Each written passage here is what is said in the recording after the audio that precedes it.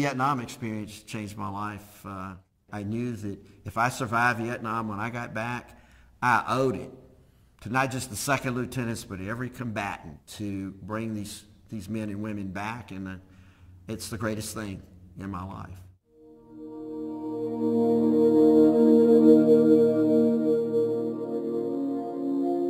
My name is Shad Meshad, President and founder of the National Veterans Foundation. We run a crisis and information hotline nationwide and sometimes internationally.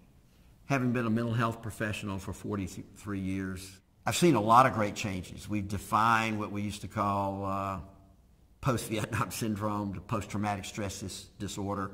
We had a different name for it in the 70s because we knew it wasn't schizophrenia. We knew it wasn't character disorder. We called it the Vietnam syndrome. Coming back, the Vietnam vets not only fought in Vietnam, they fought the battle coming home. I remember coming back from my peers and best friends, and all of a sudden there was nothing. They didn't know what to ask me, and I didn't know what to say, and I definitely wasn't going to tell them what I saw, and they definitely didn't want to hear. I mean, literally, when I came home out of, from Oakland, when I went to San Francisco to try to get home for Christmas, people were burning and throwing their uniforms in the trash. The bathrooms at San Francisco Airport were loaded with people taking their uniforms off. That was my coming home. I mean, it was like I wanted open arms.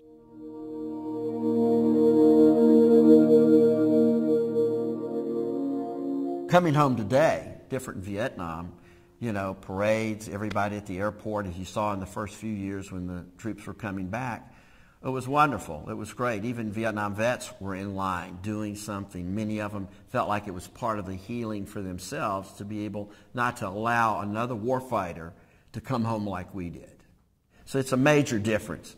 That whole process of transitioning home, at least feel welcome. Not that you don't have problems, but at least you know your country respects you, may not know what you had to do, but says, hey, we're really glad you're back alive. That's important. We didn't have that.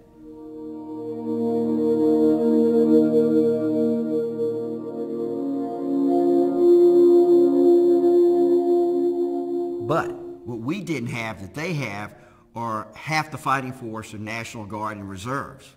We didn't have that they had was multiple tours. Not only are they coming back from multiple tours, but one thing we've learned very interesting about these two wars is that being in harm's way, the percentage of soldiers that are in harm's way during their career is over 80%. World War II, maximum 20%. Vietnam, maybe 18% of actually being in the combat zone taking fire. Yeah, you come home and you have a lot of support, but you're playing this war and this killing and killing a lot of innocent, a lot of collateral damage in these wars.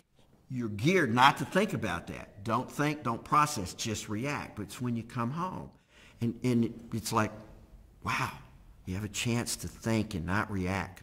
In counseling, the main thing, which I've done, is say, you remember, you were 18, 19, you were told to react because that's the only way you stay alive. So it was important for you to be here to stay alive. You had to react.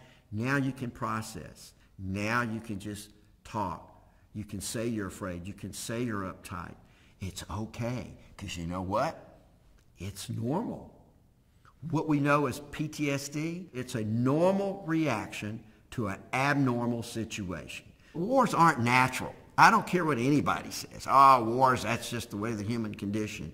It's not, because when you talk to the warriors, the majority of the warriors, it's like, hey, that's what I had to do. That's what my country asked me to do. But it wasn't I enjoyed it or wanted to do it. It's not natural.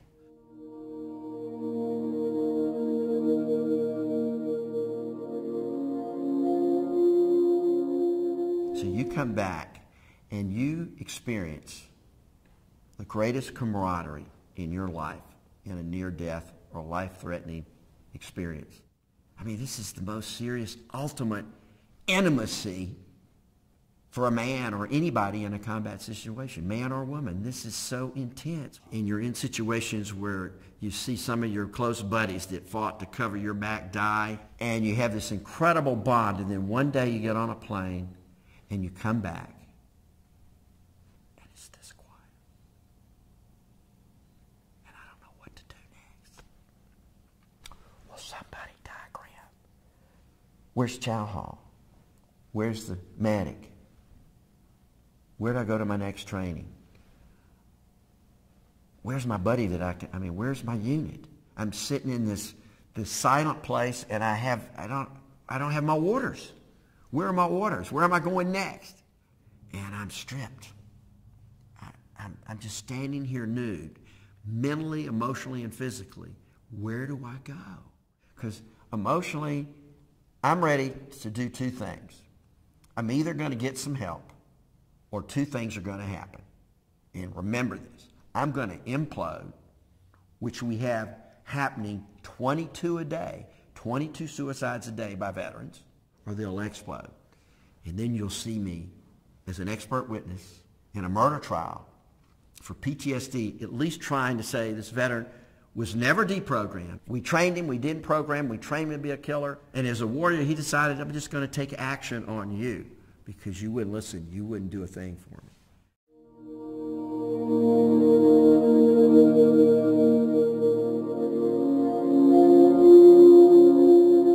It takes a long time, unless you get counseling, to understand this is a new journey. You know, you're putting down your weapons, you're taking off this uniform, and what my whole career is about rebuilding your new life. Taking the great stuff that you got in being a survivor, being structured, conditioned, a warrior, whatever, and transferring that into civilian life. It takes time, it takes work. If we could just get Americans to work on communicating with us, and particularly this new group of veterans. They're young. Now's the time to start. Learn from what we haven't done in the past or what we have done in the past that didn't work.